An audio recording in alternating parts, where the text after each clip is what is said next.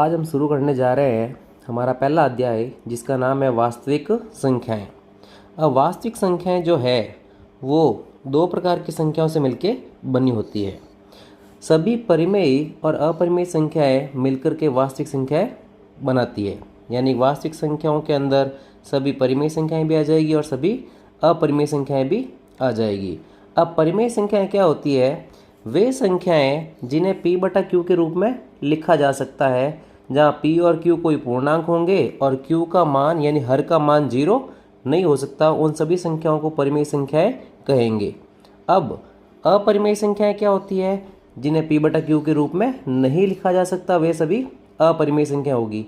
अब इसके अंदर अपरिमेय के अंदर पाई ऐसी संख्या है जिसका मान हमें 22/7 पता है, लेकिन ये इसका सही मान नहीं है, सिर्फ गणना के लिए मान दिया गया है। बाकी पाई का जो दशमलव प्रसार है वह अशांत अनावर्ती होने के कारण पाई भी एक अपरिमेय संख्या है, इसका हमें ध्यान रखना पड़ेगा। परिमेय संख्याएं खुद अपने आप में बहुत विस्तृत रूप लिए हुए है। तो परिमेय संख्याओं के अंदर सारी प्राकृत संख्याएं आती है जो 1 से शुरू होकर के अनंत तक चलती है। सभी पूर्ण संख्याएं आती है जो 0 से प्रारंभ होकर अनंत तक चलती है। यानी प्राकृत संख्या और पूर्ण संख्या में फ़र्क सिर्फ 0 का ही है। आगे फिर पूर्णांक संख्याएं आ जाएगी जिसमें धन पूर्णांक, ऋण पूर्णांक और शून्य सभी आ जाते हैं। फिर सम संख्याएं जो 2 से भाजित होती है, विषम संख्याएं जो 2 से भाजित नहीं होती है, अभाज्य संख्याएं जो सिर्फ एक और स्वयं के पहाड़े में ही आती है, उन्हें अभाज्य संख्याएं कहते हैं। यानी कि सिर्फ अपने पहाड़े में ही आएगी और एक के पहाड़े में ही आएगी। अब यहाँ पे एक नोट दे रखा है कि एक न तो भाज्य संख्या है न ही अभाज्य संख्या है, इसका ध्यान रखना है। फिर कई बार सवाल ये भी आ जाता है कि सबसे छोटी अभाज्य संख्या कौन सी है, तो वो 2 हो जाएगी। 2 एकमात्र ऐसी अभाज्य संख्या है जो अभाज्य होने के साथ साथ सम भी होती है। फिर भाज्य संख्या है जो खुद के अलावा किसी और पहाड़े में भी आ जाती है, यानी उसके कम से कम 3 गुणनखंड तो होंगे ही होंगे, जैसे 4, 6, 8, 10, 12, 15, बहुत सारी संख्याएं। फिर है सह अभाज्य संख्याएं। जब ऐसी संख्याएं आ जाए जो सेम पहाड़े में नहीं आती है, यानी ये संख्याओं का एक युग्म होगा जो सेम पहाड़े में नहीं आता, और अगर इनको भिन्न के रूप में लिख दिया जाए तो ये सरलतम रूप में होती है, उन्हें सह अभाज्य संख्याएं कहते हैं। युग्म अभाज्य संख्याएं ऐसी संख्याएं जिनमें अंतर सिर्फ 2 का ही हो और सेम पहाड़े में न आती हो। फिर ये सब मिलकर के परिमेय संख्याएं बनी जाएगी। परिमेय और अपरिमेय मिलकर के वास्तविक संख्याएं बन जाएगी। अब आती है काल्पनिक संख्याएं। काल्पनिक संख्याओं के बारे में विशेष कोई सवाल आता नहीं है, सिर्फ हमें जानकारी के लिए ध्यान रखना है कि अगर कोई संख्या रूट के अंदर ऋणात्मक रूप में है, रूट के अंदर ऋणात्मक रूप में है, तो वो संख्याएं क्या होगी? काल्पनिक संख्याएं या इमेजिनरी नंबर कहलाती है। तो चलिए अब हम शुरू करते हैं प्रश्नावली 1.1। और प्रश्नावली 1.1 का पहला प्रश्न है कि निम्नलिखित संख्याओं का HCF ज्ञात करने के लिए यूक्लिड विभाजन एल्गोरिथम का प्रयोग कीजिए। तो हमें यूक्लिड विभाजन एल्गोरिथम के बारे में जानकारी होना जरूरी है। अब ये क्या होती है? यूक्लिड विभाजन प्रमेयिका। यूक्लिड विभाजन प्रमेयिका A बराबर BQ प्लस R, इसको कहते हैं यूक्लिड विभाजन प्रमेयिका। A क्या होता है? भाज्य। B बराबर होता है भाजक। Q का मतलब यहाँ पे है भागफल और R है यहाँ पे शेषफल। भाज्य बराबर भाजक गुणा भागफल प्लस शेषफल, इसी को A बराबर BQ प्लस R के रूप में लिखा गया है। लेकिन यहाँ पे शेषफल की एक शर्त होती है कि ये भाजक से बड़ा नहीं हो सकता, भाजक से बड़ा नहीं हो सकता, लेकिन 0 से बड़ा होगा या फिर 0 के बराबर हो सकता है। तो इस पूरे कथन को ही यूक्लिड विभाजन एल्गोरिथम या प्रमेय कहा जाता है। अब इसका उपयोग करके हमें इन प्रश्नों को हल करना है, इनका HCF ज्ञात करना है। तो हमारा पहले प्रश्न के अंदर दे रखा है 135 और 225 का हमें HCF ज्ञात करना है। तो हमारे पास संख्याएं हो गई 135 व 225। अब 135 और 225 के अंदर A का मान हो गया 225, B का मान हो गया 135। जो संख्या बड़ी है वो हमारा भाज्य होगा यानी ए होगा, और जो संख्या छोटी है वो बी हो जाएगी। अब ए का मान 225 और बी का मान 135 हो चुका है। अब यहाँ पे हम यूक्लिड विभाजन प्रमेय का उपयोग कर लेते हैं। तो यूक्लिड विभाजन प्रमेय से यूक्लिड विभाजन प्रमेय का क्या होती है, ए बराबर बी क्यू प्लस आर। अब ए का मान यहाँ पे कितना है, ए का मान यहाँ पर है 225, बी का मान कितना है 135। जब 225 के अंदर 135 का भाग दिया जाएगा तो एक बार जाएगा और हमें शेषफल प्राप्त हो जाएगा 90। तो 225 में हमने 135 का भाग दिया जिससे हमें भागफल 1 और शेषफल 90 प्राप्त हुआ। अब ये प्रक्रिया हमें तब तक दोहरानी है जब तक शेषफल 0 प्राप्त नहीं हो जाए। तो ये हमारा हो गया पद पहला। अब आते हैं पद दूसरे पे। अब b जो है वो a की जगह पे आ जाएगा, तो यहाँ पे आ जाएगा 135, और जो r यानी शेषफल है वो b की जगह आ जाएगा, तो यहाँ आ जाएगा 90। तो अब हमें 135 में 90 का भाग देना है, तो फिर से एक बार ही जाएगा और शेषफल प्राप्त हो जाएगा 45। तो 135 में 90 का भाग देने पर भागफल 1 व शेषफल 45 प्राप्त हुआ। शेषफल अभी भी 0 प्राप्त नहीं हुआ है। तो आते हैं पद तीसरे पे। तो 90 जो है वो आ जाएगा यहाँ पर और 45 आ जाएगा यहाँ पर, यानी b a की जगह और r b की जगह। तो 90 में 45 का भाग देने पर भागफल 2 और शेषफल 0 प्राप्त हो जाएगा। अब अंत में जब हमें शेषफल 0 प्राप्त हो जाता है तो जिस संख्या का भाग देने पर हमें शेषफल 0 प्राप्त हुआ है वही इन संख्याओं का HCF है। तो 135 व 225 का जो HCF है वो प्राप्त हुआ हमें कितना, 45, क्योंकि ये क्या है, अंतिम भाजक है। तो जो अंतिम भाजक है ना वही इन संख्याओं का HCF होगा। तो ये हमारा उत्तर है। चलिए अब हम प्रश्न संख्या 2 को भी हल कर लेते हैं। और प्रश्न संख्या 2 के अंदर हमें दे रखा है कि दर्शाइए कि कोई भी धनात्मक विषम पूर्णांक 6q + 1, 6q + 3 या 6q + 5 के रूप का होता है जहाँ q कोई पूर्णांक है। धनात्मक विषम पूर्णांक किस रूप में, 6q + 1, 6q + 3 या 6q + 5 के रूप का होता है। अब ये हमें सिद्ध करना है। इसको सिद्ध करने के लिए हम एक पूर्णांक ले लेते हैं x। तो प्रश्न संख्या 2। तो माना कोई धनात्मक पूर्णांक x है, माना कोई धनात्मक पूर्णांक x है जिसे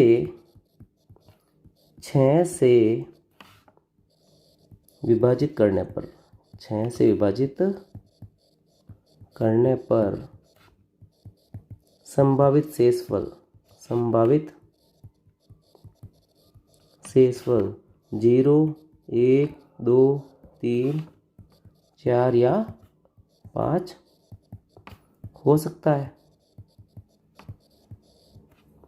देखो यहाँ पे हमें 6q + 1, 6q + 3 और 6q + 5 दे रखा है। तो ये सब bq + r के रूप में है। तो ये जो b का मान 6 है उससे ही हमें भाग देना है। और जब किसी संख्या में 6 का भाग दिया जाएगा तो शेषफल अधिकतम 5 ही हो सकता है। शेषफल का मान 6 तो हो नहीं सकता, तो शेषफल 0 से लेके 5 तक हो जाएगा। अब हमें इसमें काम में लेनी है क्या, यूक्लिड विभाजन प्रमेय का। तो यूक्लिड विभाजन प्रमेय का से यूक्लिड विभाजन प्रमेय का से ये क्या होती है, a बराबर bq + r। अब a का मान हमने पूर्णांक तो ले रखा x, तो यहाँ पे आ जाएगा x। b का मान भाग किसका दे रहा है, 6 का, q का q आ जाएगा। शेषफल कितना हो सकता है, 0। या फिर x में 6 का भाग देने पर शेषफल 1 भी आ सकता है, या फिर ये 6q + 2 भी हो सकता है, 6q + 3 भी हो सकता है, 6q + 4 भी हो सकता है, या 6q + 5 भी हो सकता है। शेषफल जो है 0 से लेकर 5 तक हो सकते हैं, 5 तक हो सकते हैं। अब इनमें से सम और विषम संख्याओं को अलग अलग कर लेते हैं। जिन संख्याओं के गुणनखंड के अंदर 2 आ जाएगा वो सब सम हो जाएगी और बाकी जो बचेगी वो विषम हो जाएगी। तो यहाँ पर इसका मतलब 6q ही हुआ, तो यहाँ से 2 कॉमन आ जाएगा और बच जाएगा 3q। 6q + 1 में से 2 कॉमन आएगा नहीं, यहाँ से फिर 2 कॉमन आ रहा है और बच जाएगा 3q प्लस 1, और इसमें से भी 2 कॉमन आ जाएगा और बच जाएगा 3q प्लस 2। तो इन 3 संख्याओं में से हमारे पास 2 जो है वो कॉमन आया है, उभयनिष्ठ गुणनखंड आया है। तो ये तीनों ही संख्याएं कैसी हो गई, सम हो गई। ये भी सम है, ये भी सम है और ये भी सम है। बाकी जो बची 6q प्लस 1, 6q प्लस 3 और 6q प्लस 5, ये जो है विषम संख्याओं के प्रसार हो जाएंगे। तो उपरोक्त प्रसार से स्पष्ट है कि उपरोक्त प्रसार से स्पष्ट है कि किसी धनात्मक विषम पूर्णांक का प्रसार 6q प्लस 1, 6q प्लस 3 या 6q प्लस 5 के रूप का होता है, इति सिद्धम। और इस प्रकार ये हमारा सवाल सिद्ध हो जाएगा। अब प्रश्न संख्या 3 को एक बार पढ़ लेते हैं। किसी परेड में 616 सदस्यों वाली एक सेना की टुकड़ी को 32 सदस्यों वाले एक आर्मी बैंड के पीछे मार्च करना है, यानी परेड करनी है। दोनों समूहों को समान संख्या वाले स्तंभों में मार्च करना है। उन स्तंभों की अधिकतम संख्या क्या है? तो यहाँ पे हमें अधिकतम संख्या बतानी है, यानी कि फिर से HCF ज्ञात करना पड़ेगा। तो ये प्रश्न संख्या जो है वो 1 की तरह हल हो जाएगा। अब हम प्रश्न संख्या 4 की तरफ बढ़ते हैं।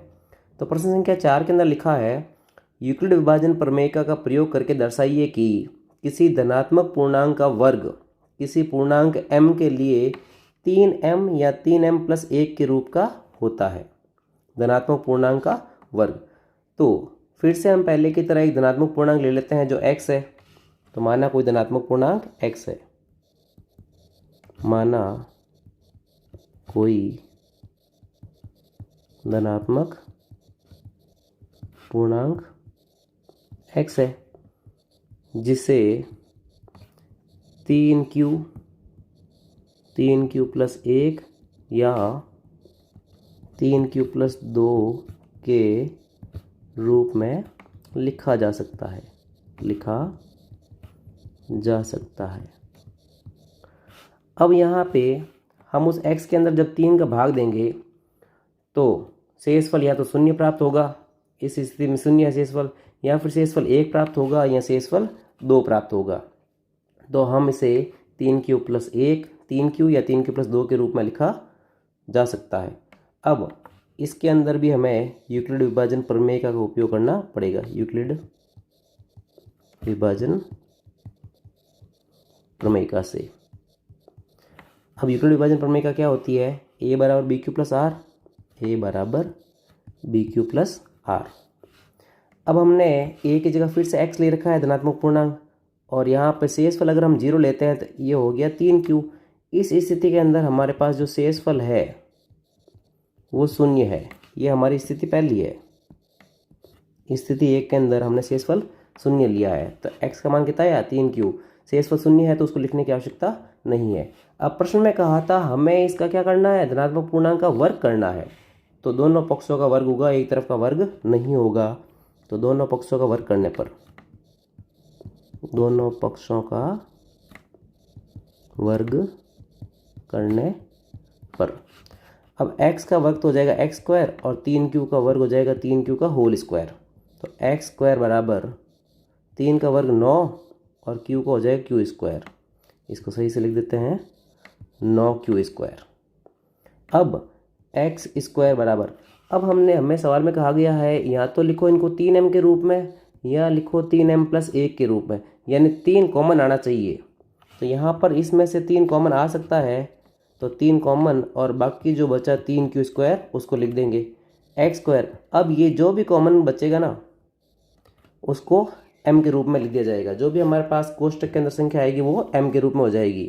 तो ये जो है हमारा 9q स्क्वायर ये 3m के रूप में बदल चुका है। ये हो गई स्थिति पहली। अब आते हैं स्थिति दूसरी पे। स्थिति दूसरी, इस बार हम शेषफल लेते हैं कितना? 1। तो x बराबर कितना?